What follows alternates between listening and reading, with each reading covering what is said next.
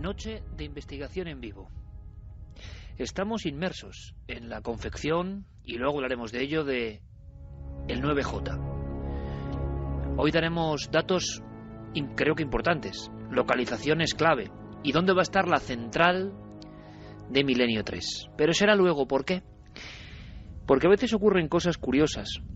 Veréis, una de las preguntas más habituales que a mí me hacen, y llevo muchos años respondiendo a amables cuestiones de otros colegas o de personas interesadas en el misterio, es una, desde luego, ¿cómo empezaste con todo esto? Lo hemos contado una y mil veces. Pero otra es cómo os llegan los casos, cómo van surgiendo elementos para hacer tantos programas, para abordar tantas historias. Bien, aquí diferentes respuestas: la documentación, los libros, toda una vida siguiendo estas historias y estar un poco al cabo de la calle. Pero es verdad que siempre ha sido la audiencia, siempre han sido las personas normales y corrientes las que nos han hecho llegar sus casos.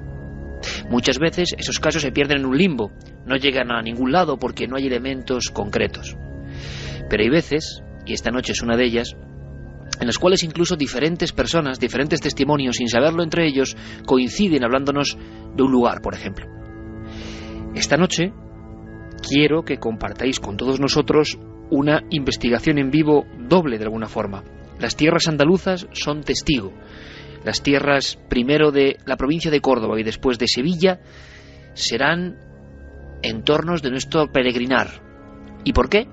Porque a veces a través de un mail, antes eran cartas, llegan testimonios, piezas que encajan como un puzzle. En este caso, una de esas piezas nos llevaba hasta un lugar del que desconocíamos casi todo. Y esto es lo interesante. Uno lleva muchos años, el equipo también, y siempre vosotros, siempre la audiencia, sois capaces de sorprendernos, de arrojar historias, datos, elementos para la investigación que son novedosos. Y eso yo creo que es la eterna rueda del misterio que tiene que continuar. En este caso, varias comunicaciones de personas, algunas, tengo que decirlo, bastante asustadas, iban hacia un punto concreto, hacia unas coordenadas. Un lugar que, por lo que tengo entendido, está lejos de todo y de casi todos. Un lugar para el que hay que andar muchas horas si uno quiere llegar. A través de la montaña, a través de la serranía, de parajes agrestes, y de pronto en mitad de la naturaleza surge un edificio a bloque, un edificio funcional, un edificio que por estar abandonado impresiona. Esta noche vamos a estar ahí, aunque será solo el primer paso en este caminar. A estas mismas horas, a la 1:34, creo que nuestro compañero Javier Pérez Campos está llegando al lugar, está peinando la zona, está haciendo ese caminar, y en el propio camino, en la propia ruta, ya indicaciones, ya historias, ya testimonios que también son parte del fenómeno. La cobertura puede jugarnos una mala pasada esta noche. Yo quiero que sepáis que si se va la conexión no está pasando nada extraordinario. Es que las condiciones son complicadas, delicadas. Iremos sabiendo por qué. Javier Pérez Campos, compañero, en vivo, en directo. Buenas noches. Hola, Iker, buenas noches. ¿Dónde te encuentras ahora mismo? Pues estoy ahora mismo en un sendero de tierra.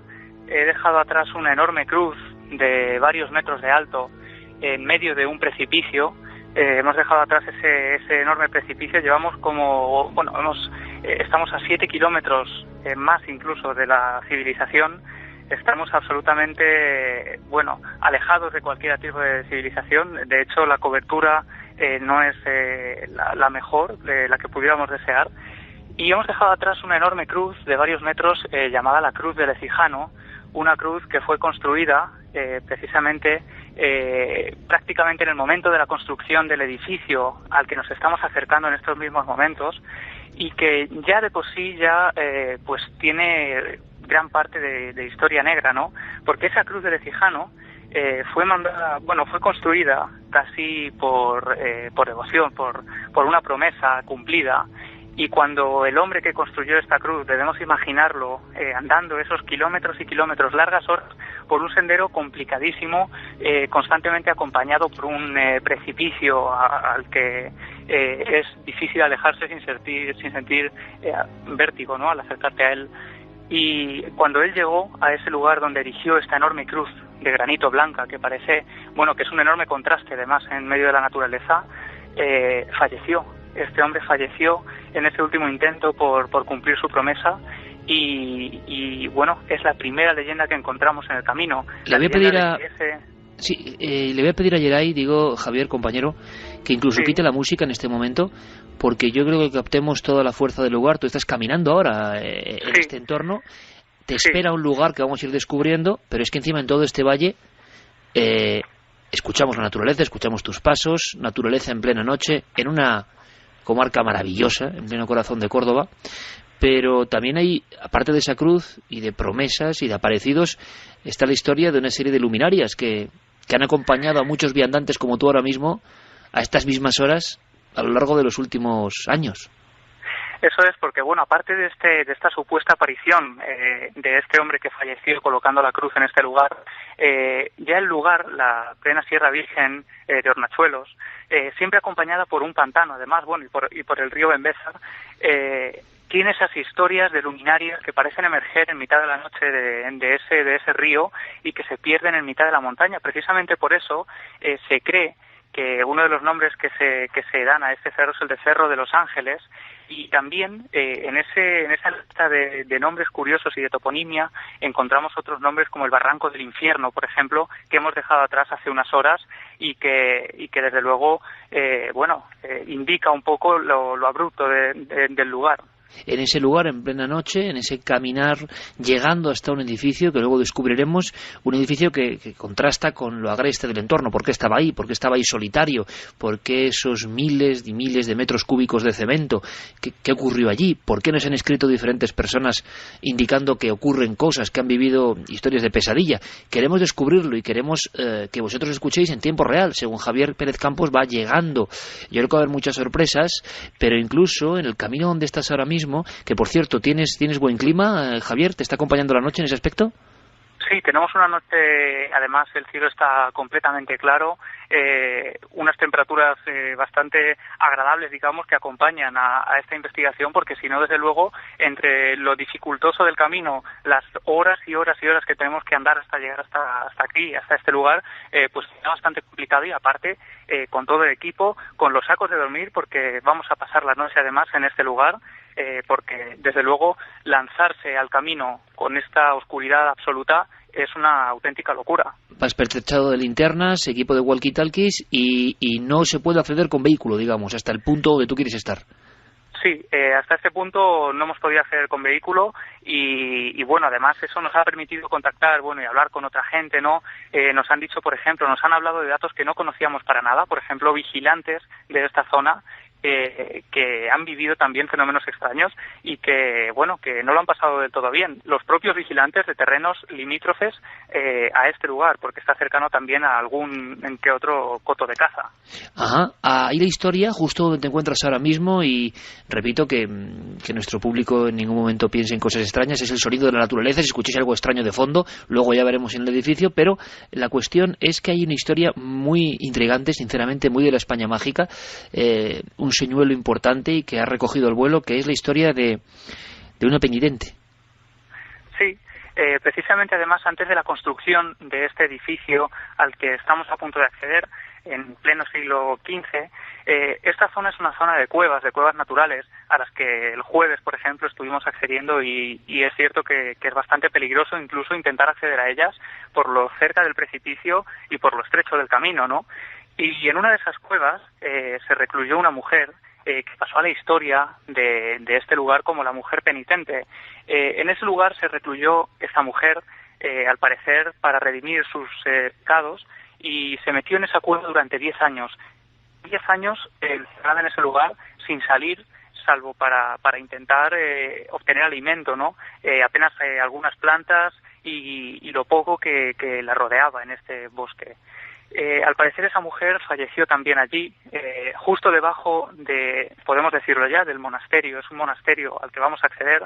Ella falleció en una cueva debajo de ese monasterio y también parece ser que ha sido vista por muchos de los caminantes, de los senderistas que recorrían justo la montaña de enfrente y que, bueno, desde donde observaban una panorámica sencillamente alucinante. Iker, te puedo decir que el impacto visual del lugar es sobrecogedor. ¿Qué estás viendo ahora mismo, Javi? Pues ahora mismo ¿puedes parar? Tenemos ya delante, paramos aquí, ese edificio, un edificio, sencillamente tremendo, hormigón, son varios bloques de hormigón, metros y metros y metros en medio de la sierra, en medio de este paraje natural que se observaban ya desde varias horas antes de llegar a este edificio, y coronado además por una enorme cruz de unos 8 o 9 metros de altura, oxidada ya por el paso del tiempo, y dice Seminario de Los Ángeles. No hay luz. Actualmente, no hay nadie. No, ahora mismo no hay absolutamente nadie. Los miembros del equipo que están aquí con nosotros y el resto totalmente abandonados, sin ningún ruido que nos haga pensar en ninguna ciudad cercana ni en ninguna persona. Y como te digo, Iker, en plena Sierra Virgen, todo verde, casi selvático, se erige este edificio, hormigón, una mole de hormigón completamente blanco y corroído por el óxido. Y son además 4 bloques diferentes de unas 8 o 9 plantas para que os hagáis una idea. 8 o 9 plantas. Sí, en medio de la sierra además, como te digo, es inconfundible la silueta de este lugar y desde luego estremecedora. Nosotros cuando la vimos por primera vez fue el jueves y teníamos la luz de la tarde todavía y era estremecedora, pero ahora mismo a estas horas, alumbrándola solo con la luz de la linterna, te puedo decir que es casi un esqueleto enorme en medio de la sierra de Córdoba. Podríamos resumir, Javier, ahora que estáis delante y que vamos a investigar en vivo, en un par de frases, lo que los diferentes testigos, las diferentes personas a lo largo de las últimas semanas habían ido escribiendo o anotando. Si tuviésemos que resumir haciendo un titular, ¿qué es lo que contaban? ¿Por qué nos hablaban de ese lugar? ¿Qué les había pasado ahí? Pues ellos habían venido aquí como senderistas curiosos que buscaban un poco un remanso de paz en la naturaleza. Algunos se lo encontraron por casualidad, para otros, sin embargo, para investigadores como Manuel Delis, que está aquí con nosotros, fue casi una obsesión, una sana obsesión el encontrar este lugar. Y muchos de ellos han vivido auténticos fenómenos extraños. Uno de los que a mí más me ha llamado la atención, porque el fenómeno parecía interactuar con los testigos, eran golpes en las paredes que parecían completamente humanos, porque en uno de los casos los testigos golpeaban las paredes como para responder y obtenían una respuesta, obtenían el mismo número de golpes que ellos habían dado.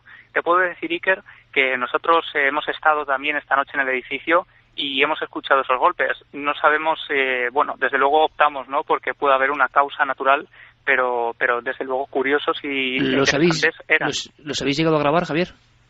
Sí, tenemos además 2 grabadoras que hemos incluso ido distribuyendo por el edificio y desde luego que se han grabado. Sonidos además de todo tipo, esos golpes serán los que más nos han llamado la atención y que si quieres ahora te ampliaremos, incluso te contaré desde el sitio donde los hemos escuchado. Perfecto, primera conexión, Javier Pérez Campos, compañero, va también con otro colaborador, Manuel Delis, que también fue una de las personas que mejor ha investigado esta historia y que, como pasa muchas veces, se traza una curiosa relación entre un enclave y una persona, y sobre todo porque hay acontecimientos que yo creo que sinceramente ponen la carne de gallina a todos los niveles, nivel fenomenológico, nivel humano incluso, pero eso lo iremos descifrando a lo largo de la noche. En unos minutos conectamos de nuevo, ojalá la cobertura siga estando a este nivel, y en la siguiente conexión, Javier, imagino que os quedan apenas unas decenas de metros, ya instalando el equipo y ya sabiendo más de ese lugar, de la historia de ese lugar, radiografiando ese esqueleto de hormigón en mitad de la noche. ¿Por qué tanta gente nos ha dicho tenéis que ir ahí? Un abrazo, Javier.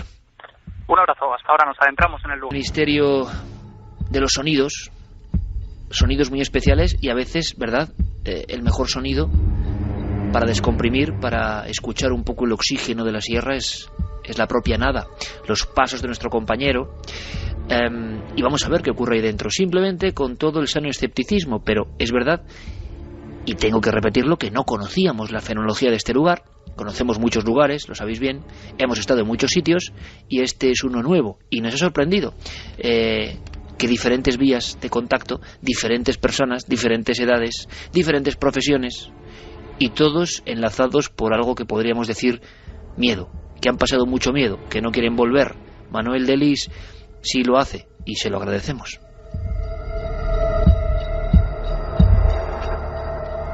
Habrá que decir a nuestro compañero Javier Pérez Campos, por supuesto, que también esté muy atento, con un ojo en las estrellas. Todo nuestro equipo sabe, tiene indicaciones de que hay que estar ojo a visor más que nunca de aquí al 9J, porque, no sé, presentimos que algo puede ocurrir. Ojalá. En ese aspecto, además, hemos lanzado una doble encuesta que vamos a mantener hasta el mismo día de la gran alerta OVNI. Pero, curiosamente, es que hay una investigación paralela. Va a ser apasionante. Carlos Largo, compañero, buenas noches. Buenas noches, Iker. Vamos a hacer una cosa primero. Vamos a hablar de esa encuesta, vamos simplemente a oxigenarnos un poco. Tú acabas de llegar de la provincia de Sevilla. Andalucía es protagonista. Otra historia. Una historia que incluso ha tenido un georradar como protagonista. Hemos sondeado una zona porque se supone que ocurría algo bajo tierra, y lo vamos a ir contando poco a poco. Antes vamos a lanzar, por supuesto, vías de contacto. Quizá haya personas que sepan más de este gran monasterio o seminario perdido en mitad de la sierra de Córdoba, en Hornachuelos, y tengan más historias que contarnos. Quizá desenterremos algo importante, pero también lanzamos no solo las redes de contacto, sino la encuesta. Y ahora os comentaremos una noticia muy importante en ikerjimenez.com para que vayáis ya teniendo todos los datos, todas las señales importantes de la alerta OVNI. Vías de contacto abiertas, Carlos. Pues las clásicas, Iker. El correo electrónico milenio3 con número @cadenaser.com. También, por supuesto, la página web cadenaser.com con las frases de los oyentes. Y las redes sociales tan importantes para ese 9J y para el programa de hoy, por supuesto. En Facebook, en Twitter y en Google+, la nave del misterio. Y hablabas, Iker, de esas dos encuestas que hemos abierto en la página web ikerjimenez.com y que van a ser el debate de la semana durante varios días, que las dejaremos ahí puestas. Una de ellas, la pregunta: ¿se verán ovnis en la noche del 9J? Dos opciones: sí o no. Ahora mismo los resultados están así. El sí se lleva el 64,6% de los votos y el no 35,4%. También tenemos otra encuesta paralela que, bueno, queremos saber la opinión de nuestros oyentes respecto a los ovnis. ¿Qué son los ovnis? Damos varias opciones. En este caso tenemos naves extraterrestres, viajeros del tiempo, entidades de otras dimensiones, artefactos humanos secretos o confusiones y fraudes. Si quieres te doy los primeros datos. Perfecto. Ahora mismo el 21,2% de los votos lleva artefactos humanos secretos. El 43,2%, que me lo he saltado, naves extraterrestres. En segundo lugar, 21,2% artefactos humanos secretos. El 14,4% se lo lleva entidades de otras dimensiones. 13,5% confusiones y fraudes. Y el 7,7% viajeros de tiempo. Creo que podemos hacer como se hizo en Estados Unidos, y en varias ocasiones además por grandes sistemas de encuestas. Bueno, pues nuestra propia encuesta: ¿cómo está el estado de la cuestión OVNI en el 2012, ni más ni menos? En el Ecuador del 2012 prácticamente ya, y de cara al 9J. Vamos a dejarlo durante varias semanas, vamos a recoger, estoy seguro, miles de votos, y esto nos va a proporcionar una interesante óptica en torno a qué cree el público hoy en día. De momento los primeros datos ya son curiosísimos. Vías de contacto abiertas. La investigación continúa y continúa, Carlos, porque tú precisamente esta semana acabas de llegar de Sevilla y has tenido la ocasión de encontrarte con otro de esos casos absolutamente estremecedores, increíbles, que se han podido investigar de otro modo además. No mentía yo con lo del georradar, ¿no? Esto sería, vamos a empezar por el final, sería la última escena. El georradar, que podemos explicar qué es, buscando en un lugar donde había leyenda, misterio y fenómenos. Sí, desde luego, Iker. Esta historia nos llegaba gracias a nuestros compañeros Pepe Ortiz y José Luis Hermida, que nos daban la voz de alerta de un lugar, en Villanueva del Ariscal, en Sevilla, donde, bueno, pues corría desde hace muchos años, desde principios del siglo XX, una historia vinculada a una casa familiar que en la anterioridad había tenido otro propietario distinto a los actuales. Actualmente esa casa es propiedad de una familia de herederos que, bueno, que la verdad es que nos han abierto las puertas de su casa. Corría una leyenda acerca de lo que tú decías, un lugar enterrado bajo tierra, una bodega, en la que había tenido lugar un atroz crimen. un atroz crimen que desde hace muchos años se viene contando y que, bueno, que poco a poco, de leyenda, casi hemos podido transformarla en realidad, o al menos es la sensación que hemos tenido.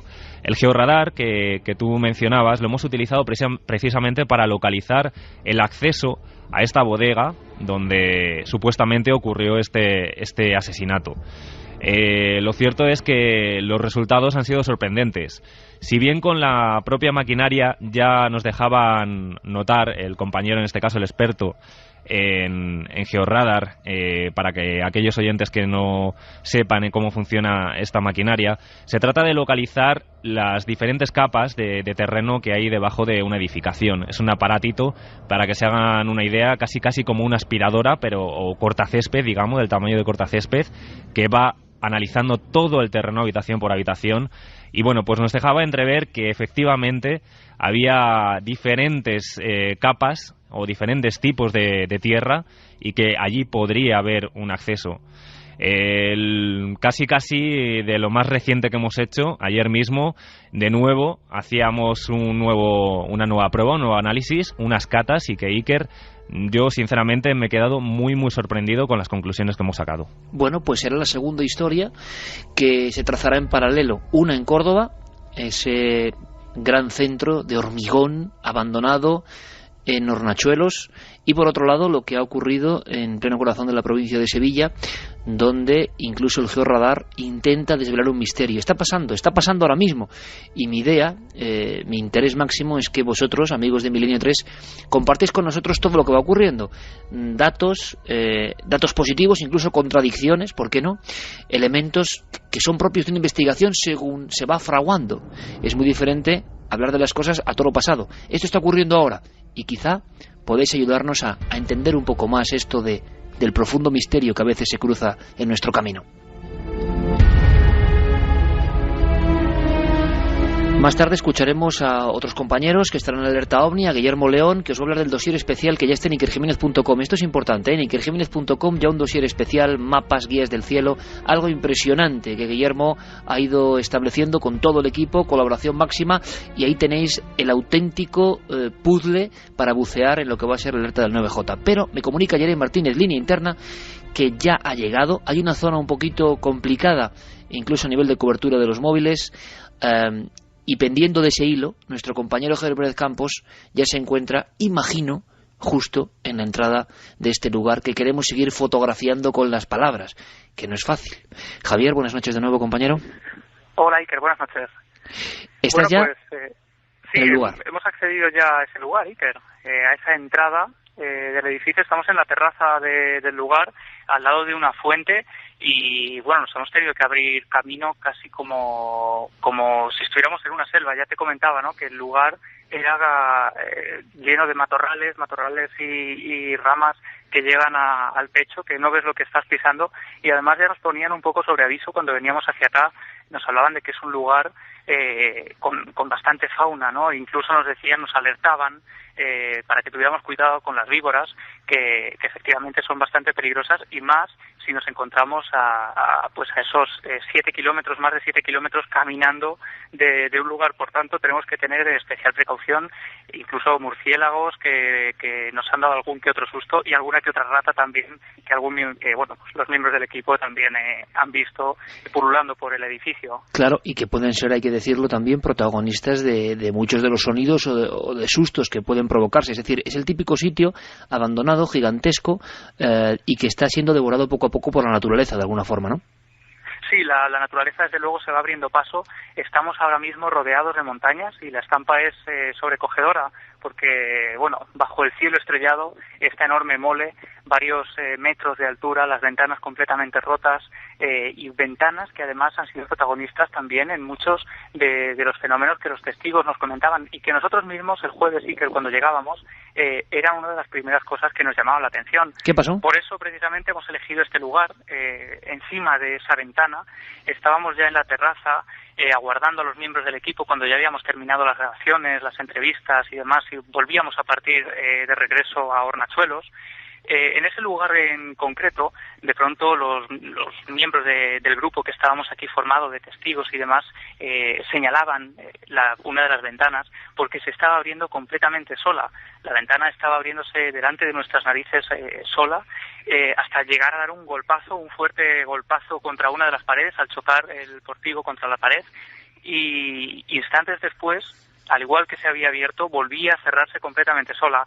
Lo que nos llamó la atención es que estando en ese jardín, al aire libre, nosotros, al contrario de notar aire o corrientes de aire, hacía un calor espectacular.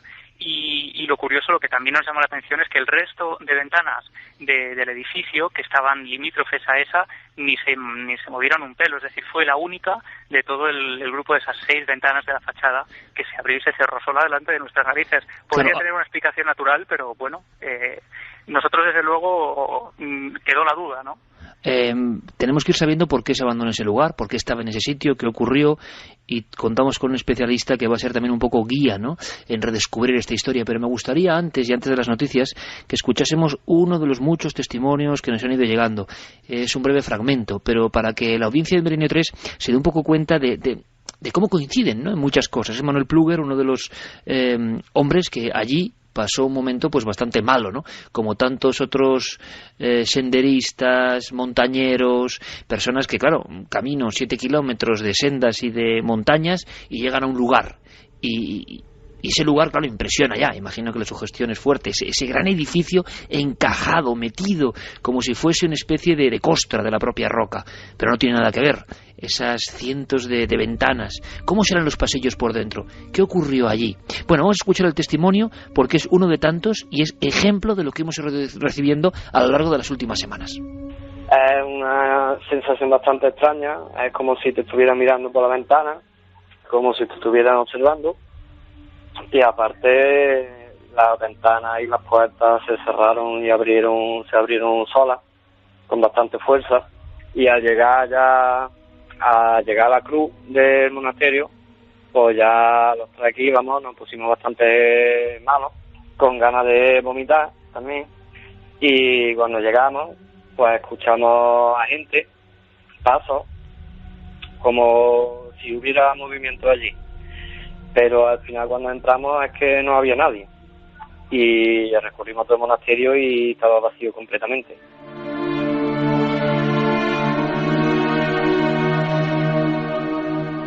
Estamos escuchando el testimonio tipo, más o menos. Otros muchos coinciden, hablan de las ventanas. Evidentemente, quizá las corrientes internas pueden provocar algo, pero yo estoy deseoso de saber más. ¿Por qué este lugar ha centralizado tantas historias? Desde el camino, desde esos 7 kilómetros de vueltas y revueltas. ¿Por qué está la leyenda de luces, de peregrinas que se aparecen, de extrañas muertes? ¿Qué pasará en este entorno? Bueno, vamos a descubrirlo. Investigación en vivo. Dejemos un respiro, dejemos que nuestros amigos coloquen las grabadoras, que coloquen incluso las cámaras de visión nocturna. Están con sus sacos de dormir, van a pasar la noche ahí. Por supuesto, si ocurre algo, vais a ser los primeros en saberlo junto a nosotros. Ahora, de momento, nos marchamos con toda la información. Las noticias continúan, siguen, hay que escucharlas. Noticias del misterio en la cadena SER. Nos sitúa en Xultún, Guatemala, donde un equipo de arqueólogos ha hallado el calendario astronómico maya más antiguo conocido hasta el momento. Se trata de pinturas murales del siglo IX que se encontraban en la vivienda de un escribano de la ciudad. Se pueden observar sobre todo centenares de números relacionados con los cálculos del calendario maya. La casa cuenta con 3 paredes intactas, una de ellas cubierta con diminutos signos rojos y negros, que son glifos, que parecen representar los diferentes ciclos del calendario trazado por los mayas. Los investigadores aseguran que este calendario contradice la idea de que el fin del mundo se producirá el 21 de diciembre de este año, ya que han identificado 17 ciclos astronómicos en vez de los 13 que se conocían hasta ahora. El profesor Miguel Rivera Dorado nos habla sobre el hallazgo. Se habla de los ciclos lunares y de los ciclos venusinos. Entonces, yo lo que creo es que es una anotación, al parecer del siglo IX, sobre los periodos calendáricos, algunos de los periodos calendáricos que los mayas manejaban para organizar su cronología y sus observaciones astronómicas. Pero no sé hasta qué punto constituyen un verdadero calendario cerrado. Tendría que ver yo esos jeroglíficos, ¿no? Por lo que dice la noticia, son notaciones lunares y venusinas. Los mayas siempre estaban especulando con los ciclos lunares y venusinos, porque eran grandes astrónomos, ¿no? Esta vez lo pusieron, al parecer, en una pintura mural. Y nuevas noticias sobre Otzi, el hombre de los hielos. Nuevos análisis en su cuerpo revelan que hay glóbulos rojos. Los científicos analizaron los tejidos que rodean las dos heridas de Otzi, un corte en la mano derecha y la herida causada por la flecha con un microscopio de fuerza atómica, y descubrieron los glóbulos rojos más antiguos del mundo, ya que esta momia tiene 5.300 años de antigüedad. Según el director del Instituto de Momias y del Hombre de Hielo de Bolzano, Albert Fink, no se había encontrado sangre hasta ahora, ni siquiera al abrir algunas arterias, por lo que se creyó que no se había conservado o que perdió mucha después de recibir el flechazo en la espalda. Pero con la nueva tecnología, ahora ha salido a la luz.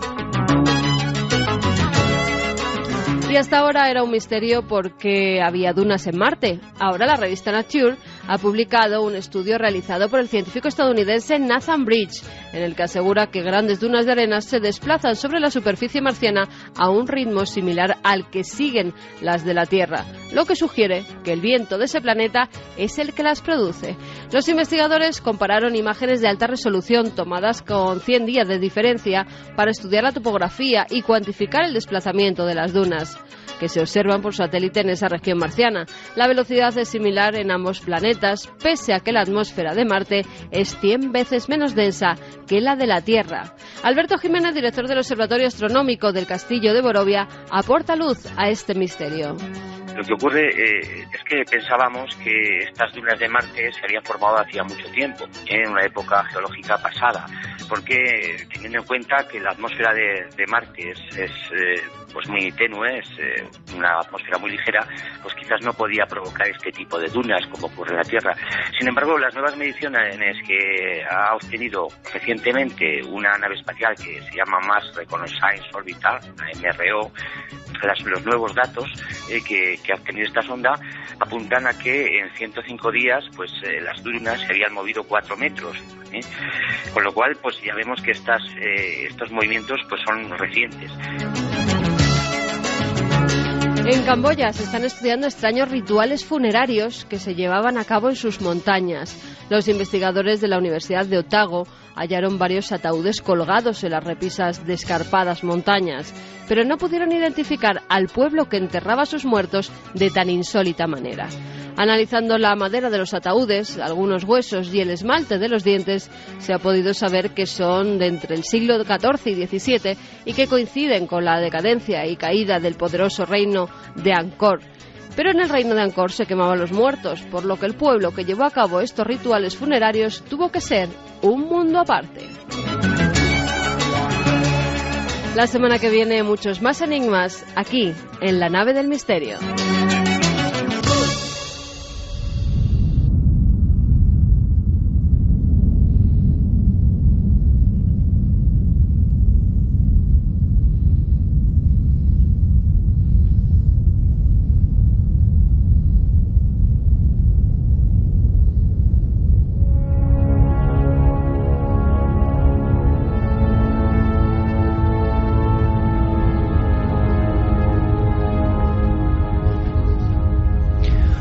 Un río profundo, un río virgen, un río de los que casi ya no quedan, unas montañas impresionantes, unas montañas primigenias, un entorno lógico para establecer un monasterio. Estos lugares no están elegidos al azar, nunca lo han estado. Entornos para escapar del mundo cotidiano, para trascender, dicen algunos. Es singular el hecho, y se puede constatar, de que las cuevas, eremitorios, suelen ser sitios en los que pasando el tiempo el misterio aparece, en forma de leyenda, en forma de rumor, en forma de testimonio. Muchos. Toda España está llena de estos lugares. Ahora, pocos, con la fuerza iconográfica, con la plasticidad, sinceramente, con lo terrorífico que debe ser por la noche, como este cercano a Hornachuelos, porque es toda esa naturaleza salvaje la que cubre, la que protege este lugar de miradas extrañas. Y allí, en este edificio enorme, en estos edificios unidos, hay una historia, y queremos saber más de esa historia. Javier, compañero, ¿me escuchas? Sí, perfectamente. Seguimos aquí en la terraza de este lugar.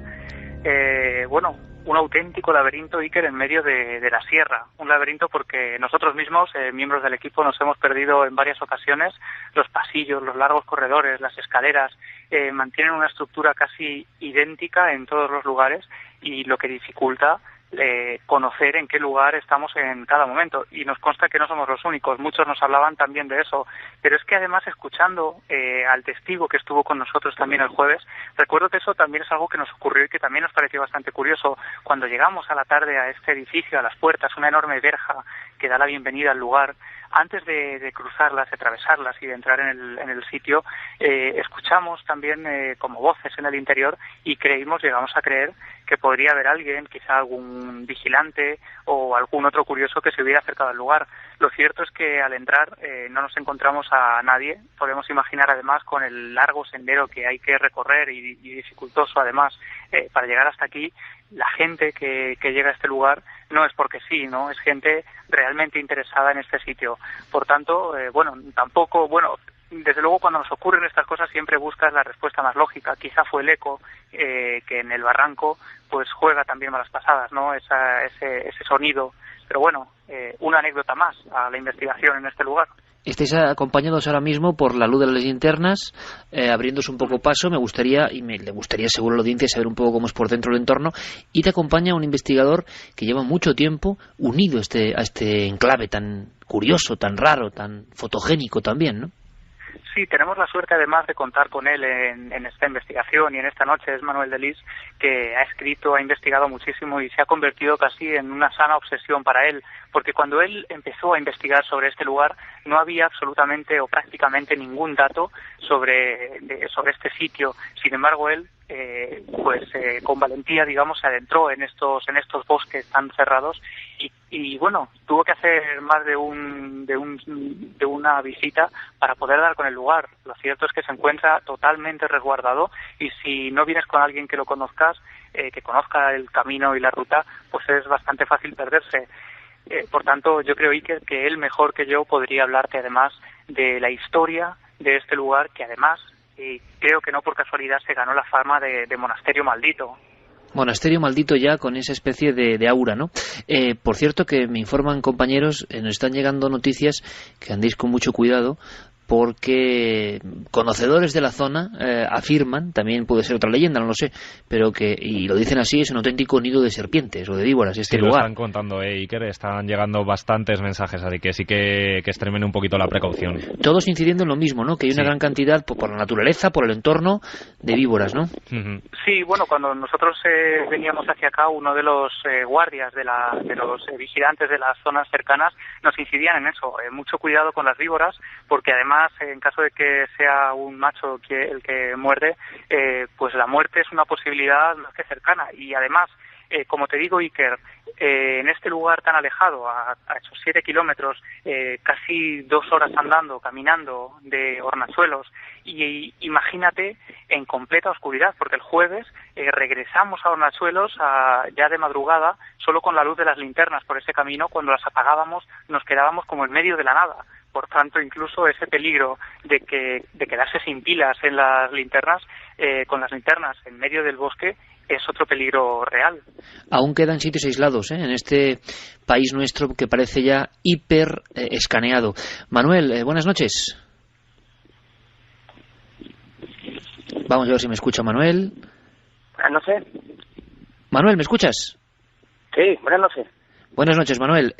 Tú estás, digámoslo así, vinculado a este fenómeno, a este lugar, porque en cierto momento te das cuenta de que pasan cosas muy, muy extrañas. ¿Cuándo descubres, digamos, la historia misteriosa de este monasterio perdido en la serranía?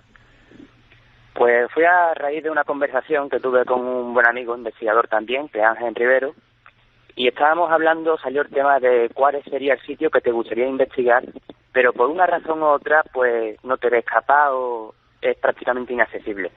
Y me comentó que había un monasterio, un antiguo convento, abandonado en mitad de la Sierra de Córdoba, que no sabía dónde estaba, pero sí sabía que tenía muchísimas leyendas, el sitio era espectacular visualmente, y que la verdad merecía la pena investigarlo.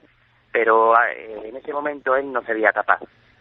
En ese momento, pues su curiosidad, digamos que me la contagió a mí, y fue cuando empecé un poco a investigarlo.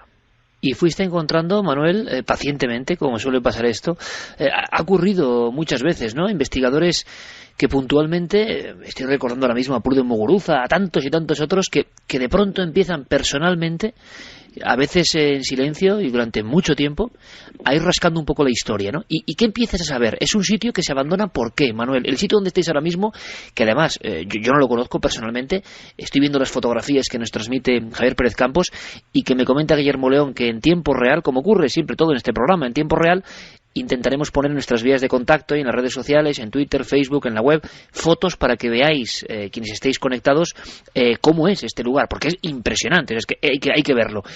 ¿Por qué se abandonó? ¿Esto qué era, Manuel? Sí, bueno, hay que partir de la base de que yo partía del desconocimiento. O sea, ahora mismo es fácil encontrar alguna foto en internet, fácil documentarse un poco, pero cuando yo empecé con esta investigación, allá por el 2008, era prácticamente imposible, o sea, encontrarte una foto o cualquier dato del lugar en internet. Entonces, cuando empecé a investigar un poco, pues digamos que cada vez iba tras la pista, iba más cerca, y llegué sin saber prácticamente nada. Te encuentras una panorámica de lo que es el prototipo de un edificio de pesadilla, que no sabes cómo está ahí, digamos que es de vértigo, está enclavado en medio de ninguna parte, y empiezas a preguntarte por su historia.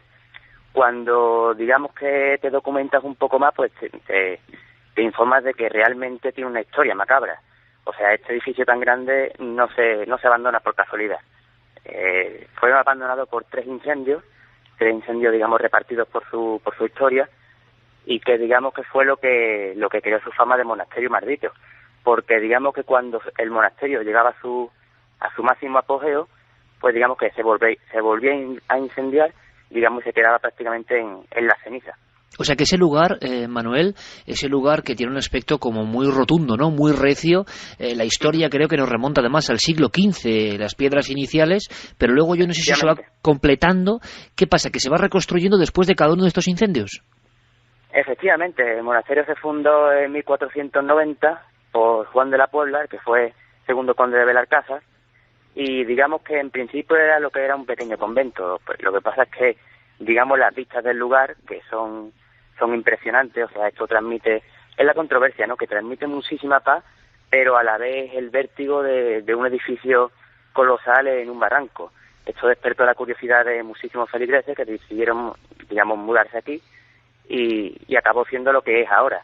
Claro, cuando se volvió a incendiar, volvían a edificarlo, y digamos que cada vez que lo edificaban lo hacían más grande, porque digamos que cada vez más gente cogía la fama este monasterio. O sea, las personas, Manuel, querían ir allí por algún motivo, ese seminario, a ese apartarse del mundo, yo no sé si por el paraje o por lo que tuviese de desconocido, de magnético este entorno, o de telurismo, ¿no? Porque desde luego yo te tengo que decir que pocas veces he visto una estructura, parece realmente, no sé, un recuerdo de las casas colgadas de Cuenca, pero a lo bestia, en mitad de un paraje, claro, absolutamente agreste, y eso impresiona, y tenía que impresionar en su tiempo. Y me quieres decir entonces que era un sitio como muy solicitado por los que iban a hacer sus votos y a iniciarse en el sacerdocio. Efectivamente, porque es un lugar que por una parte es espectacular por los riscos y las vistas, pero por otra parte es muy tranquilo. O sea, para la oración y la meditación, digamos que está alejado de ninguna parte, tiene unas vistas maravillosas, y digamos que es un sitio especial para lo que es la oración y, digamos, encontrarte contigo mismo. Eso fue lo que atrajo a la gente. Pero ¿Y por qué desaparece, Manuel? ¿Por qué definitivamente desaparece y eso se queda como lo ha dicho muy bien Javier Pérez Campos, la imagen, un gran esqueleto de hormigón en mitad de la sierra? ¿Por qué? Pues el último abandono simplemente fue por temas económicos, porque es un edificio que, digamos, que está aislado del mundo. Además se abandonó, o sea, como último no fue monasterio, fue seminario. Fue convertido en un seminario, y digamos que mantener esto era demasiado costoso a nivel devastador, y acabó desapareciendo por eso. Pero de todas maneras, después de cada incendio quedaba abandonado por un tiempo hasta que digamos que la gente volvía a interesarse por el sitio.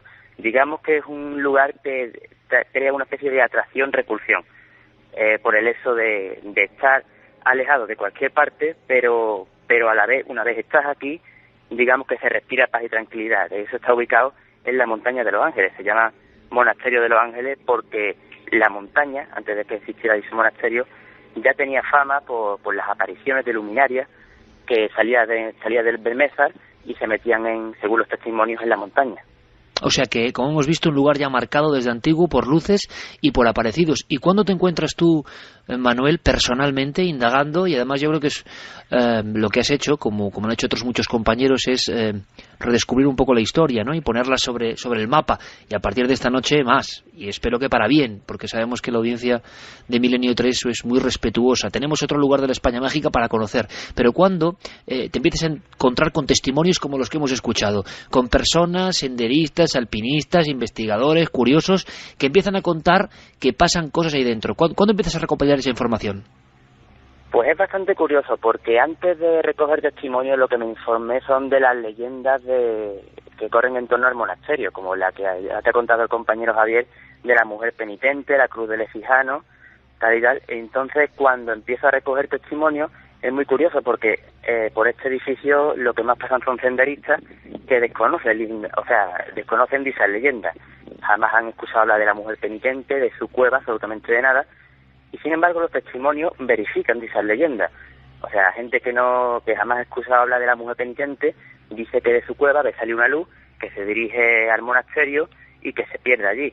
Lo cual, para alguien que está investigando este caso, pues digamos que le da muchas ganas de seguir y digamos que le da veracidad al fenómeno. ¿Y tú, Manuel, personalmente, cuál es el momento en el que has pasado de investigador a testigo de algo que realmente te ha sobrecogido o te ha sobrepasado? El lugar, digamos, que siempre te hace estar alerta. Es el prototipo de un edificio de pesadilla, digamos, con verjas oxidadas, y en todo momento te sientes observado. Pero cuando empiezas a sentir los resultados es cuando, digamos que en una investigación, empiezas a escuchar sonidos que ya no es sugestión. Los compañeros ya lo están comprobando, tus compañeros, porque es impresionante como estando en una planta, y aquí es imposible que te puedan sorprender otro tipo de gente porque los verías venir desde lejos. Esto está muy alejado y digamos que cualquier luz se ve a kilómetros. Empiezas a escuchar pasos, empiezas a escuchar arañazos en las paredes, todo tipo de fenomenología. Ya, bueno, dejando aparte lo que a nivel psicofónico, que también las hay, e incluso, digamos que es el único lugar donde yo he podido comprobar que el fenómeno aporte, lo que yo solo conocía por estudiarlo y por haber escuchado algún testimonio, pues digamos que aquí he podido vivirlo. O sea, aquí viví la materialización de un objeto que salió de ninguna parte. Y es bastante curioso. Digamos que estaba preparando mi equipo y preparando la mochila cuando sentí caer lo que en su momento me pareció una piedrecita encima de la mochila. Uh-huh. Pero lo curioso es que vino del barranco, o sea, donde es imposible que lo tire absolutamente nadie. Cuando alumbro con la linterna veo que no es una piedrita, que es un trocito de cristal, que de eso lo conservo como una reliquia. Digamos que los investigadores, bueno, no investigadores, curiosos del misterio, es como una especie de cajón de reliquias, ¿no? Es un trocito de cristal y cuando lo llevo a gente, porque parecía bastante antiguo, me dicen que es un trocito de una especie de candil. Un candil de estos que llevan la velita, que llevaban para ver en la oscuridad los frailes. Sí. Lo cual sería bastante curioso porque vino del barranco y digamos que estaba fuera del monasterio. Es como si alguien lo fuera perdido en su época y se fuera quedado por ahí en el barranco. Es bastante curioso. Javier, compañero, estáis entonces ahora mismo en una planta concreta, sitúanos un poco, estáis junto a un pasillo, las estancias son grandes, estáis como saliendo por una de las terrazas para que la cobertura pues nos responda, pero sería muy interesante intentar, aunque sea como sensación, si se corta la comunicación pues ya volveremos a conectar desde la central del estudio 1 de la cadena SER, porque a mí me gustaría saber cómo suena eso por dentro, incluso cómo son esos pasillos. Hazme la radiografía, Javier, cómo es este entorno, por dentro queda algo de lo que fue, es un lugar absolutamente pelado de recuerdos, solamente son pasillos, o hay elementos que indican el pasado, los incendios, las muertes que allí ocurrieron. Bueno, encontramos, desde luego, de su primera construcción en el siglo XV solo queda una pequeña capilla que hemos estado observando ahora, pero de su posterior ocupación por esos frailes quedan, por ejemplo, los colchones en las camas, quedan los dormitorios con esas... ¿Quedan los colchones en las camas todavía? Sí, quedan los colchones, los somiers, parecen que las habitaciones están prácticamente ocupadas, vemos las puertas de los armarios como lugares muy reconocibles, además, dentro de... ¿Puedes adentrarte en alguno de estos lugares, Javier, en una próxima conexión, intentarlo? Sí, vamos a intentar entrar en un pasillo, en un angosto pasillo lleno de ventanas, cercano también a las aulas del viejo seminario, porque después fue un seminario. Otro de los lugares que llaman mucho la atención, porque parece que se encuentran a la perfección, son la cocina. La cocina del monasterio se encuentra perfectamente equipada con los viejos fogones, con las cámaras frigoríficas, totalmente en la oscuridad. Y luego, por ejemplo, desde luego el recuerdo de cómo este lugar ha sobrevivido a 3 incendios y con esas escenas terribles. Por ejemplo, Manuel me contaba cómo algunos de los supervivientes o de esas víctimas de los incendios, en un último intento por sobrevivir, se lanzaban al vacío del barranco para intentar apagar sus llamas en el río. Claro, porque el río pasa justo debajo de este lugar de tantos ventanales, suspendido un poco, ¿no?, a horcajadas casi de la montaña. A mí me gustaría, Javier, llegado a este punto, si podemos, yo no lo sé técnicamente, cómo estamos y en qué circunstancia estáis exactamente ahora, si incluso podríamos hacer una división, cada uno por un lado, y poder volver a conectar, porque hay un par de historias que me interesan mucho. Primero, qué tipo de apariciones, si es que las ha habido dentro del entorno, han ocurrido, qué ha pasado con esas voces y sonidos que vosotros mismos habéis escuchado, y también sé de una historia que quizá Manuel quiera ahondar algo sin dar muchos más datos, porque sé que es una historia un poco densa e incluso un poco trágica, porque ha habido algún investigador que después, vamos a decirlo así, poco tiempo después y estando en el ámbito de esta investigación, pues falleció fulminantemente, ¿no? Imagino que eso podrá tener que ver o no con la historia del sitio, pero sí que impresiona mucho a las personas que conocen el acontecimiento. Manuel, ¿podemos comentar algo de esta historia? Hay un investigador local, creo que, vamos a decirlo así, que fallece de un colapso en pleno proceso de la investigación, ¿no?, o poco después.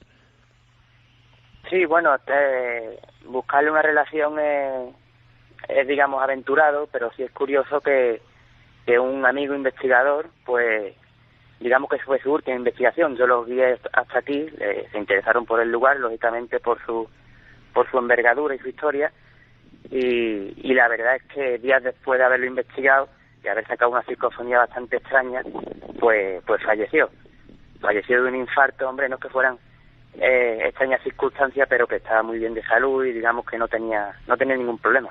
Y se encontraba días antes investigando en ese entorno que tú lo habías abierto un poco, en este monasterio. De eso fue su primera visita. Además le encantó, le captó un material muy interesante del cual van a pasarme ahora varias información, porque yo no pude acompañarle, yo fui solo el guía en esa ocasión, aquel día tuve que trabajar, pero le guié hasta aquí y digamos que sí, que fue su última investigación y que quedó ahí, hombre, que el pobre, digamos que no dio para más. Tienes informaciones que, bueno, iremos completando si es posible, Manuel, y te agradezco mucho la labor y la ayuda y la forma de hacer un poco la crónica de este lugar novedoso para todos nosotros, pero ¿tienes la sensación, la sospecha de que en esa última noche en este lugar, antes del fallecimiento desgraciado de este investigador local, hubo incluso resultados positivos en la obtención de psicofonías?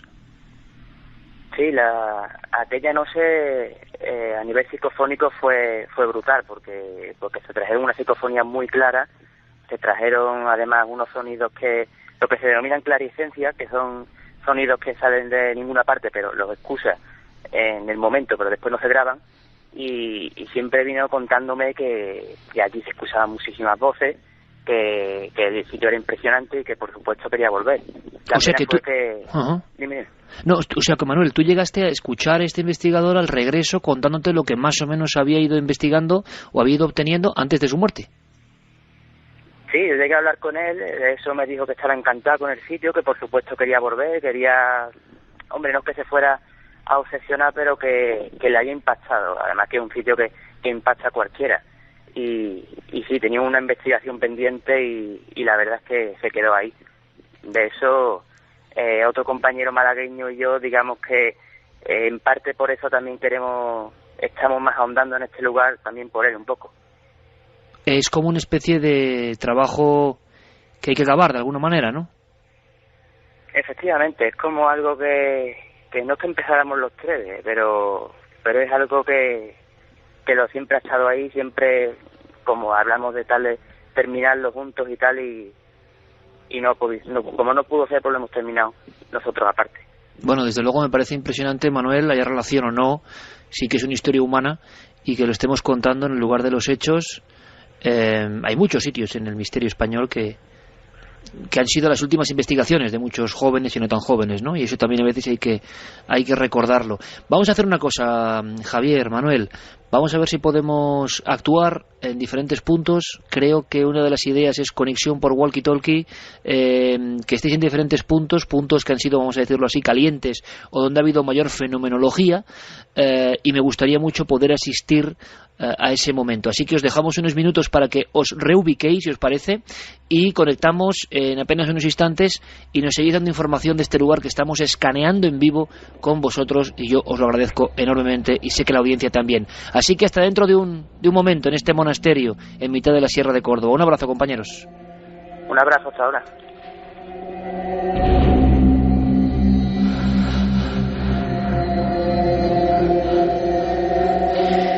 Carlos, compañero, ¿estás por ahí? Sí, aquí estamos, Iker. Vamos a hacer una cosa, vamos a dar unos minutos de descanso a nuestros compañeros, simplemente para saber cómo continúa la investigación, aunque por supuesto si ocurre cualquier cosa, hasta las 4 en punto estaremos muy atentos, porque claro, ya esta historia de uno de los investigadores compañeros que de alguna forma tuvo la desgracia después de investigar, a veces las novelas se quedan cortas, ¿no? Con algunas historias. Vamos con mensajes, si te parece. Carlos, repetimos vías de contacto. Había muchos buenos amigos y esto es un lujo, como siempre en este programa, la audiencia que tenemos, yo me siento muy orgulloso, porque lo que hacían es, por favor, tened mucho cuidado y dar indicaciones a nuestros dos amigos allí en el monasterio esta noche. Y no solo eso, Iker, están llegando testimonios de gente que ha pasado la noche allí también y que dicen y aseguran haber vivido fenómenos muy parecidos a los que hemos escuchado. Pues será información muy interesante para la investigación en vivo de Javier Pérez Campos. Y Carlos, queremos escucharlo, claro que sí, cuéntanos. Vamos a recordar esas vías de contacto: el correo electrónico milenio3@cadenaser.com, las frases de los oyentes de la página web cadenaser.com y las redes sociales, La Nave del Misterio en Facebook, en Twitter y en Google+. Por ejemplo, Eugenio Romero comentaba: la Sierra de Córdoba tiene mucho misterio, asesinatos, desapariciones, apariciones de fantasmas, incluso rituales satánicos. Deivido también nos decía: en Córdoba hay muchos sitios conocidos por apariciones, la Torre de la Calahorra y la de la Mal Muerta, el Mirador de las Niñas, una casa situada en el pueblo de Trasierra de Córdoba, la Casa del Piano. Nos ofrecían, como ves, muchos lugares donde también ocurren fenómenos similares. Antonio Lopera nos dice: he ido muchas veces al Seminario de Los Ángeles, allí se escuchan ruidos raros en la cocina y en la segunda planta dicen que en las cuevas hay un tesoro. Todo el mundo parece, Carlos, que coincide en el asunto de gente como conversando, ¿no? Lo que al parecer les ha pasado para sorpresa de nuestro propio equipo en la noche del jueves. Mira, por ejemplo, Aurea también nos decía: conozco el sitio, vivo muy cerca y es un lugar tremendamente mágico, naturaleza casi virgen en plena Sierra Morena, muy cerca vive el llamado ermitaño, solo, como guardián de los misterios, espero que lo hayan podido visitar. Pepe también nos decía: espectacular lugar donde merece la pena visitar y donde sin duda pasan cosas muy raras, ruidos, movimientos dentro del edificio. Merece la pena visitar este lugar en Hornachuelos, siempre lo recordarás. Y uno de los testimonios que te decía Iker, por ejemplo, es Rafael Santiago Villegas, que nos decía: aproximadamente a 2 kilómetros del monasterio se encuentra un criadero de buitres ubicado en unas rocas. Yo pertenezco a un club de mountain bike de un pueblo vecino, Posadas. Cada junio, y coincidiendo con la luna llena, organizamos una ruta nocturna. Hace 4 años decidimos hacer esa ruta y reconozco que en mi vida había sentido una sensación igual. Parecía como que desde las ventanas alguien te observaba. Tengo 2 amigos que han pasado la noche en el monasterio y me han asegurado que en ese edificio ocurre algo difícil de explicar. Y me han asegurado que desde luego lo pasaron muy muy mal. Juan Manuel también, por ejemplo, para terminar, nos decía: Iker, soy vecino de la zona, el lugar es escalofriante y los ruidos son verdad, yo los he podido escuchar. Es curioso lo de la zona de las montañas de Los Ángeles y el Barranco del Infierno, y en medio, claro, un lugar con la Gran Cruz, ese edificio con ventanas oscuras como ojos que miran hacia el río y hacia la sierra, una vegetación espectacular que a mí me recuerda, sinceramente, el lugar más parecido que yo he visto es trabajando en la investigación de tumbas sin nombre. Carmen se acordará muy bien, en la noche en Sierra Morena, incluso escuchar casi el sonido y la presencia, ¿no? Escuchar la presencia sin verlo del lince ibérico. De verdad que es un entorno impresionante que no es el mismo, pero desde luego se le parece mucho, y de noche tiene que ser realmente impactante. Nuestros amigos vagan por esos pasillos, y también hay que decir una cosa, evidentemente es tan peculiar. Solo por conocer este lugar, sean más o menos ciertos los hechos y comprobables, solo por ver estas fotos de la España mágica que ahora Guillermo ha puesto en nuestra web, en ikerjimenez.com y en las redes sociales, ya merece la pena. Es como descubrir un entorno nuevo. Pero hablando de descubrimientos, Carlos, y dándoles tiempo a nuestros amigos, que por supuesto trazamos línea de conexión directa, si pasara cualquier cosa, por supuesto cualquier emergencia, porque también nos escribe gente, Carlos, diciendo que no solo hay reptiles, víboras, que están lejos de cualquier lugar, digamos, con atención médica, sino que además puede haber ganado bravo. O sea, digo, bueno, sí. esto ya lo tiene todo. Hay que tener cuidado, pero físicamente, ¿no?, con nuestros compañeros. Parece luego ser, además, sí, que me estaba acordando también, no sé si recuerdas cuando fuimos al Monte Abantos, que también nos lo avisaron. Es un lugar que está poblado prácticamente de todo tipo de fauna, y sí que nos llegaban muchos mensajes también avisando precisamente de eso. Pues gracias por estar alerta. La investigación la hacemos todos, y Carlos ha tenido, dando tiempo a nuestros compañeros, Carlos ha tenido la oportunidad una vez más de toparse pues con un caso muy fuerte, tremendamente fuerte, que vamos a intentar resumir. Yo no sé, Carlos, si para dar un impacto brutal en este momento podíamos incluso recuperar un documento sonoro, una psicofonía. Creo que sabes a qué me refiero perfectamente. Porque podría ser un poco la puerta de inicio de esta investigación que acababa con el equipo de Cuarto Milenio manejando un georradar e intentando descubrir si había una oquedad o una habitación secreta en una finca.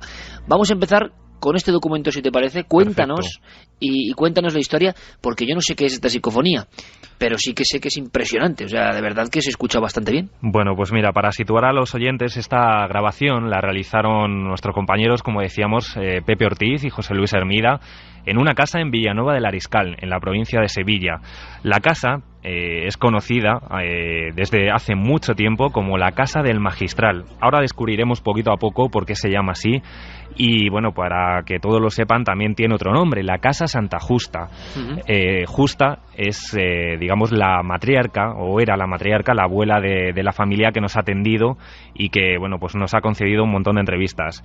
Esta psicofonía la grabaron, como decimos, hace tan solo unos días, Pepe Ortiz y José Luis Hermida, en un lugar muy importante para la investigación, que son unas escaleras que suben a la planta de arriba, porque esta casa tiene dos pisos, y bueno, donde se producen una serie de fenómenos muy extraños desde prácticamente a principios del siglo XX, cuando cambiaron los moradores de este edificio. Si te parece, vamos a escucharla sin decir lo que creemos o interpretamos que se escucha, y luego, si quieres, damos más pistas. Vale, Carlos, decimos que es un nombre.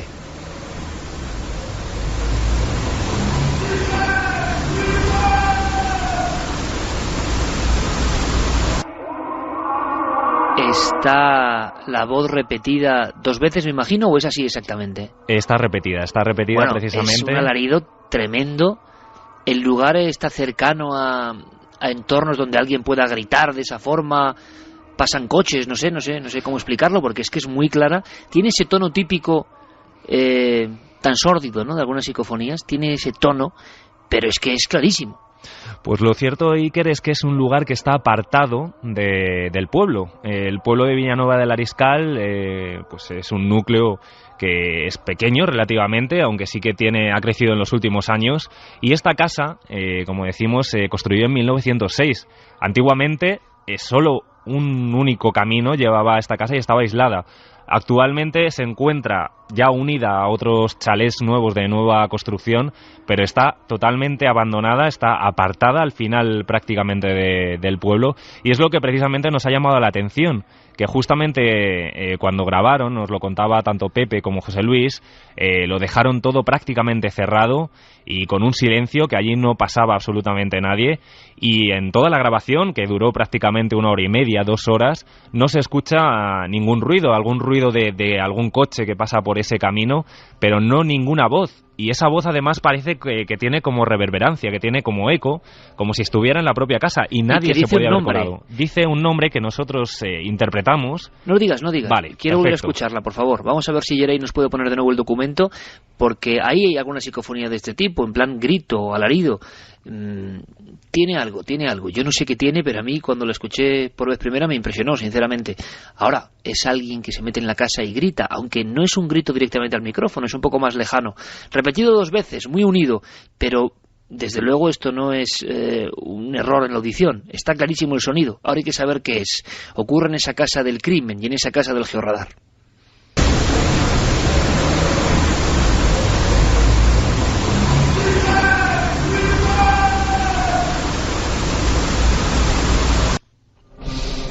¿Qué crees que dice? ¿Qué creéis que dicen los investigadores? ¿Piensan, tienen una teoría, Carlos? Pues tanto Pepe como José Luis, y yo también me sumo a ellos, escuchamos un nombre, y ese nombre es Miguel. Miguel, escuchamos de nuevo, a ver si la pareidolia auditiva da su efecto o no, si alguien, pues digamos, se reafirma en lo que había escuchado por vez primera, en lo que había llegado a su cerebro, o ahora cambian de idea, ¿no? Y esto nunca se sabe si está bien o no, pero es lo que piensan los investigadores locales, Pepe Ortiz, José Luis Hermida, esos buenos compañeros, sabuesos, veteranos y que siempre están al cabo de la calle y siempre con magníficas aportaciones, y lo graban ellos directamente, y desde luego me parecen gente de absoluta confianza. Que pueda ser un error, que pueda ser no sé qué, pues no lo sé, pero dirá Miguel. Escuchamos.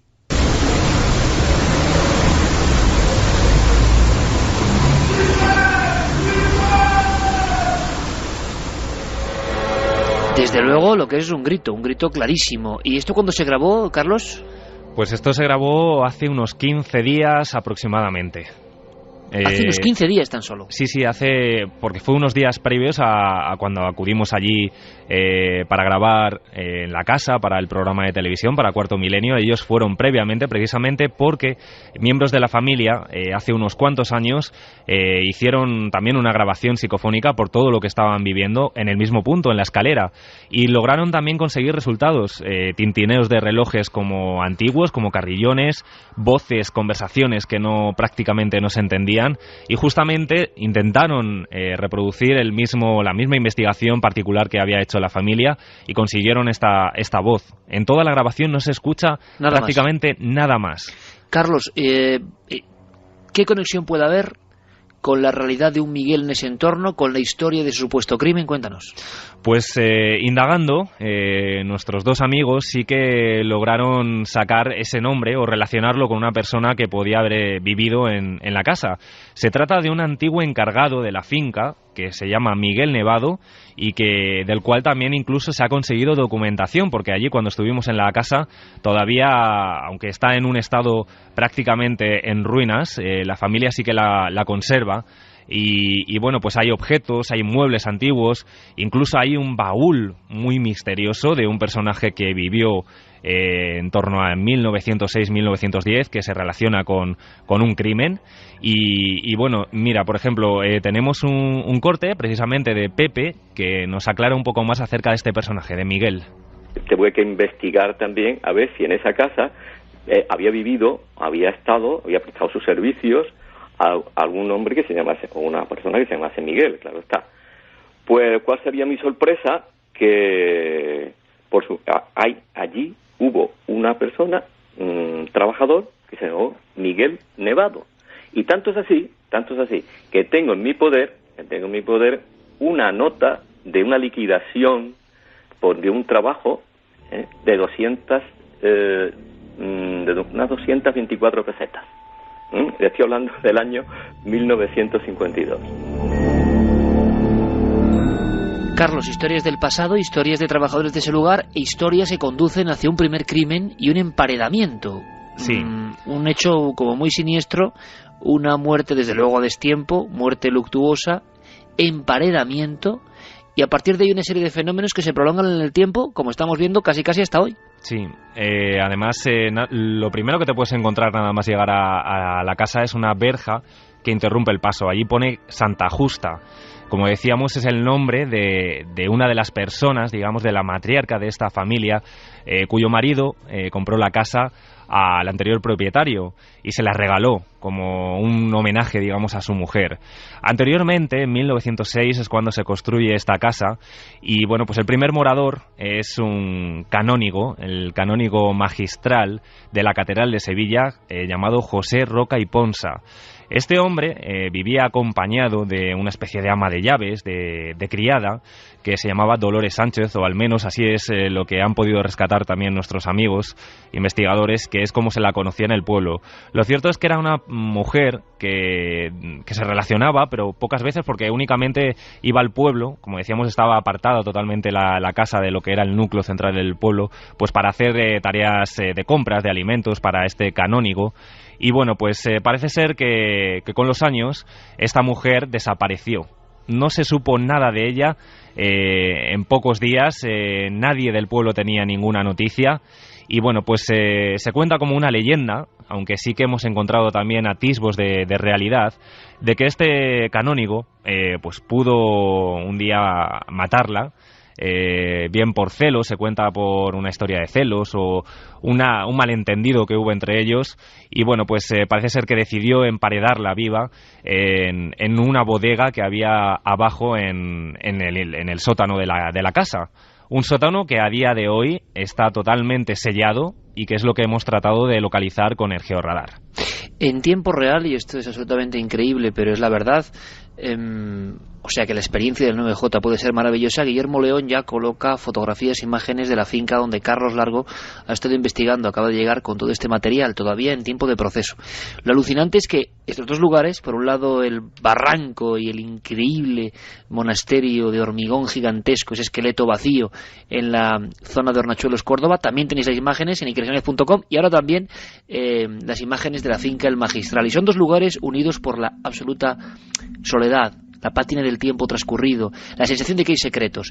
Claro, esa idea de una mujer emparedada vuela rápida, imagino, por toda la zona de Sevilla, pero te vas encontrando, Carlos, con testimonios de personas que hablan de fenómenos escalofriantes en este lugar. Sí, precisamente lo más impactante de esta historia es que es la propia familia, muchos de los miembros de la familia que bueno, son herederos actualmente, los que mencionan que han vivido en sus propias carnes estos fenómenos extraños. Como decíamos, es el patriarca, el abuelo de esta familia, el que se la regala a Doña Justa, a la abuela de la familia, y a partir de entonces empiezan a suceder muchos fenómenos extraños, grandes ruidos, se notan presencias, murmullos, conversaciones en plena madrugada. Y por ejemplo, conseguimos hablar, sobre todo tenemos que agradecer cómo nos abrieron las puertas de esta casa para poder estar allí investigando. Podemos escuchar el testimonio de Joaquín Hinojosa, que es uno de los nietos actualmente de esta familia propietaria, y que habla de esos atronadores ruidos que hacían prácticamente notar como si la casa se estuviera cayendo. Joaquín se encontraba un fin de semana, allá por los años 70, 80, con una amiga charlando tranquilamente en esta casa, una casa a la que acudían los fines de semana y también en el veraneo, como una forma de escape de Sevilla. Y bueno, pues de repente se escucha un atronador ruido, y así lo recuerda Joaquín. Empezó a sentir un golpe que atronaba la casa como si la casa fuese a caerse abajo. Entonces estos golpes, que era la impresión que a mí me daba, es como si la casa la estuviesen golpeando con una bola de acero, que la casa entera temblaba. Pues esto se repitió durante 7 u 8 veces. No volvimos a cruzar palabras entre nosotros, y rápidamente recogimos todo lo que teníamos en la casa y nos fuimos. Yo no tenía en ese momento la valentía de ir a por las habitaciones de la casa viendo dónde procedía el ruido. Lo que sí puedo recordar es que aquello no era un golpe que lo pudiera dar una persona. Tenemos que agradecer, Carlos, una vez más la deferencia. Son los herederos de este lugar lugar con secreto y quizá con crimen, quién sabe. Y además las paredes, ¿no? Las paredes como si fuesen señal de algo que ocurrió sangriento al otro lado de ellas, quién sabe. Hay más fenómenos, hay más testimonios y los has grabado. Sí, además hay que insistir que este fenómeno, por ejemplo, como si la casa se fuera a caer, como si hubiera prácticamente un terremoto, no solo lo ha vivido Joaquín, también lo ha vivido Pablo, que es otro de los nietos, y lo recuerda además cuando era pequeño, que incluso su padre llegó a subir a la planta de arriba pensando que había ladrones y, bueno, para su sorpresa se encuentran que todos los muebles estaban en su lugar y prácticamente nada se habían movido, pero sin embargo lo sentían así, como un auténtico terremoto, como si la casa se fuera a caer encima de ellos. Y el típico arrastrar de muebles y la sensación de que o la casa se cae o la casa, siendo ya un poco románticos, ¿no?, como esta noche, un poco digno de Edgar Allan Poe, la casa estuviese gritando su secreto, ¿no? A mí me recordaba mucho la casa Iker, estableció un paralelismo, prácticamente esa oscuridad, ese aspecto tétrico, la casa de la película de Los Otros, ese aspecto, digamos, muy muy negro. Y fíjate, hablábamos de presencias, incluso la madre de Jaime Hinojosa, que es el hermano de Joaquín, es otro de los nietos de la familia propietaria, también llegó a escuchar de madrugada una conversación entre dos personas que no llegó a entender, pero fue en plena madrugada cuando bajó a beber un vaso de agua. Y bueno, pues se lo comentó al día siguiente a sus hijos, prácticamente desencajada. Jaime también fue la última persona que ha dormido de noche en esta casa. Como decimos, actualmente se encuentra en un estado, bueno, pues prácticamente en ruinas. Y también tuvo una experiencia que nos va a relatar él mismo. Ahora le escuchamos. Yo soy la última persona que ha dormido solo en esta casa una noche entera. Y la verdad es que no lo he vuelto a hacer, porque aquella noche, cuando intentaba conciliar el sueño, noté una presencia en la habitación, como era el sonido de una respiración que no me dejaba dormir. Por mucho que intentara abstraerme de lo que estaba escuchando, no podía. Hasta tal punto que me tuve que levantar de la cama, mirar en los armarios, mirar en un hueco que hay debajo de la escalera, incluso salí fuera de la casa. Diferentes miembros de una familia, los herederos, diferentes generaciones, hablando con claridad absoluta. Otro de los testimonios, decías, Carlos, que impresionante, ¿no? Y tiene mucho que ver con el mismo fenómeno que ocurre dentro de ese otro punto de investigación de esta noche, ese monasterio. Conversaciones, que esto es una de las cosas que más puede impresionar a alguien, yo creo, aparte de ver una figura, claro. Sí, entrar además en un sitio y escuchar a dos personas hablando y no hay nadie. Lo más curioso es que también nos hablaban los propios herederos y también, bueno, Pepe y José Luis lo han podido constatar, de grupos de jóvenes que han saltado esa valla y que se han metido en su interior en ocasiones y han salido despavoridos, e incluso el testimonio de unas jóvenes hace aproximadamente 5 años que entraron, vieron un piano que también lo pudimos ver tocando solo, y no solo eso, candelabros, luces que aparecían como fogonazos de luz, y lo que más puede poner el pelo de punta, que es la visión de una mujer vestida de luto y un hombre como un campesino que le acompañaba y que se dirigían hacia ellas diciendo que se marcharan de allí, que por qué estaban allí. Estas chicas, bueno, nos han dado el permiso para poder contar el testimonio, pero están actualmente o han estado en tratamiento psicológico por la fuerte experiencia que tuvieron. ¿A raíz de ese acontecimiento tuvieron que recibir asistencia médica? Asistencia médica, y hasta hace muy poco tiempo han ido mejorando, porque lo tienen como un recuerdo muy, muy impactante, precisamente, que esas dos figuras, esa mujer vestida de luto y ese campesino, se dirigieran a ellas diciéndoles que se marcharan. También incluso hemos podido hablar con José Antonio Castillo, que es un hijo también es el hijo de un encargado que había en la finca y que nació y creció, se crió allí en la casa Santa Justa, la casa del magistral. Él también ha sido testigo de movimiento de objetos en la planta de arriba, una planta en la que también nosotros intentamos en la investigación probar, digamos, si se producían fenómenos. Llevamos a perros de rescate, esos perros que además tú conoces porque pertenecen a a un grupo que nos acompañó también en Belchite y que se comportaron de manera muy extraña en las habitaciones de la planta superior. Pues bien, José Antonio Castillo nos habla de unos movimientos, de una mecedora, de una butaca y de una cuna que actualmente también están en la casa. Yo subía arriba, a mí siempre me ha traído la parte de arriba, y yo había veces que subía y esa butaca la veía moviéndose junto a la cuna de metal que había allí. Y claro, a mí me extrañaba porque allí ventanas cerradas, puertas cerradas, y que se moviera la mecedora. Y yo algunas veces pues, la tocaba, la dejaba quieta, me daba la vuelta para subir la escalera o para subir a la otra parte de arriba, y empezaba otra vez la mecedora a mover.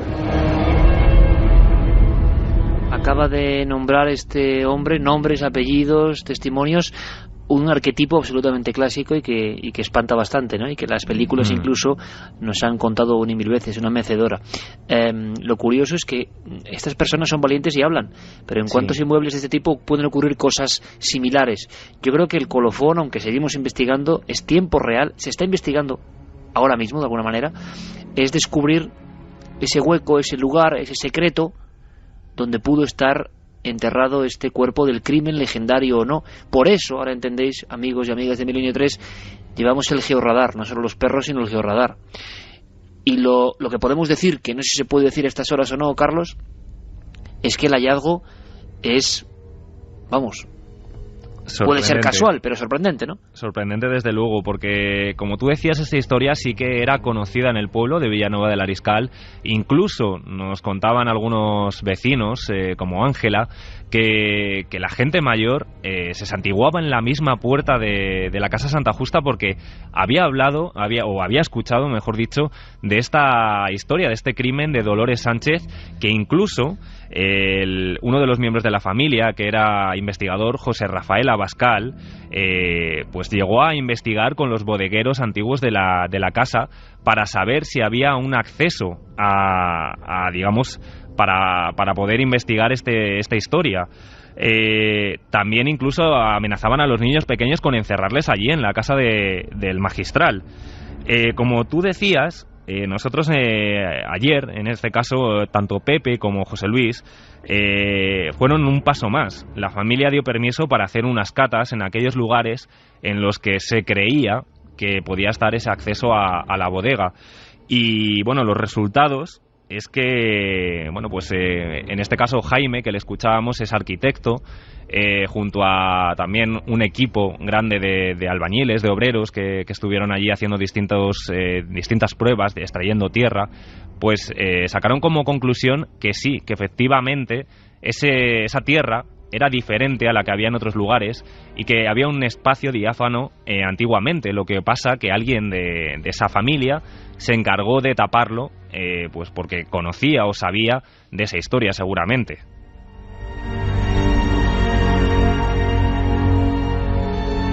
La leyenda la unimos al georradar, y el georradar encuentra una zona, un espacio apelmazado con otra tierra, quizá porque ahí está el secreto, ¿no? Nosotros vamos a seguir investigando, desde luego. Son solo unos trazos de lo que ha ocurrido esta semana, estos días. Andalucía, dos historias paralelas, la finca El Magistral, casi nada, con todos los componentes clásicos y personas que valientemente hablan. ¿Y qué estará ocurriendo ahora mismo en Córdoba? ¿Qué estará ocurriendo en ese gran seminario abandonado? Los 3 incendios, las diferentes muertes, la leyenda, la desgraciada historia de un investigador que se abrió al misterio por vez primera con esta expedición y luego pereció. Javier Pérez Campos, compañero, ¿me puedes escuchar? Hola, Iker, te escuchamos ahora perfectamente. ¿Dónde estás? Pues nos hemos adentrado en las entrañas ya del monasterio y desde luego están pasando cosas. No sabemos si con explicación o no. ¿Están pasando cosas? Sí, los famosos detectores, ¿no?, de movimiento que nos acompañan en muchas investigaciones. Ha saltado uno que tengo aquí en un estrecho pasillo del monasterio. Ha saltado hace unos 5 minutos. Después de haberlo puesto hacía rato, y coincide casi porque bueno, ahora mismo en este momento el compañero Manuel de Lis está en la iglesia del edificio, a la que no podemos acceder por teléfono porque no tenemos cobertura, pero él estando allí parece que ha escuchado, y creemos que lo ha registrado porque tiene 2 cámaras grabándolo constantemente, un sonido de arrastrar de tejas justo encima de la iglesia. Y ese sonido, Iker, lo hemos escuchado anteriormente de 3 personas también del equipo cuando acabamos de llegar prácticamente al monasterio, estaba lloviendo, y estando en la entrada, en una especie de patio con 4 ventanas en el piso superior, hemos escuchado también no un sonido de un caminar de algún animal, hemos escuchado casi como un arrastrar de escombros encima de nuestras cabezas. Sabéis que estáis solos, ¿no? Habéis comprobado un poco, habéis perimetrado la zona, no os ha acompañado nadie ajeno, nadie que haya podido aproximarse al lugar después de escuchar esta conexión con Milenio 3.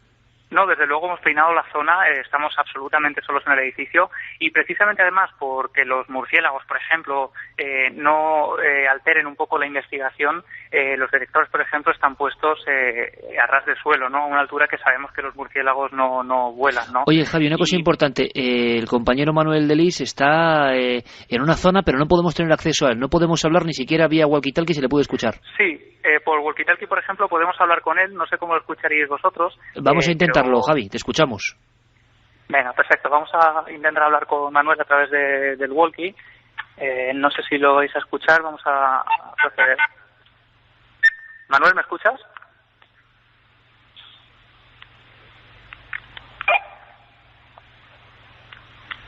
Manuel, ¿me escuchas?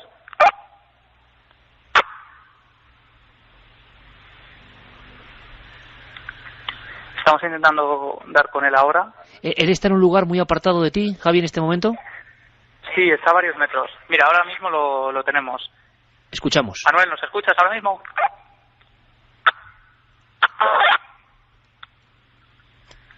¿Me escuchas, Manuel? Sí, yo creo que oigo. Pregúntale, Javier, perfectamente, pregúntale, no sé si me escucha directamente o si no se lo preguntas tú, Javier, en esta conexión triple en mitad del lugar, él está en la cripta, en la iglesia, ¿qué es lo que ha pasado? Que nos cuente, por favor, en primera persona, ¿qué ha escuchado?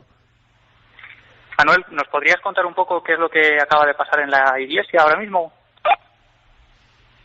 Pues hace un momento se han escuchado arrastrar como los escombros del bloque de al lado, es lo que tengo justo al lado, hay como una escalera y como tarde hace un rato escuchamos como unos escombros arrastrarse como si algún animal los moviera, un animal grande. Pues ahora mismo da esa misma impresión. ¿Un animal grande cree que puede ser algún tipo de alimaña o ha visto algo que le haya extrañado? Están las cámaras grabando, ¿no, Javi? Sí, las cámaras están grabando además en todo momento y bueno, no sabemos si puede tratarse de algún animal. Le pregunto si quieres... Pero pregúntale si puede acercarse al lugar exactamente con el walkie-talkie y puede examinar. Me dice que se siguen escuchando justo ahora mismo. A ver, que abrimos comunicación, por favor. Eso es. Por favor, Manuel, ¿puedes abrir ahora mismo el walkie a ver si podemos escucharlo?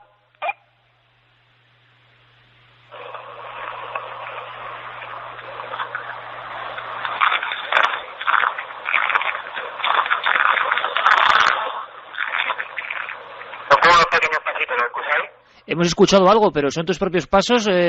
Pregúntale, Javier, si son sus propios pasos o está escuchando algo directamente. Que se dirija de inmediato hacia el lugar, por favor. Manuel, me pide Iker si por favor puedes dirigirte al lugar del que estás escuchando esos ruidos.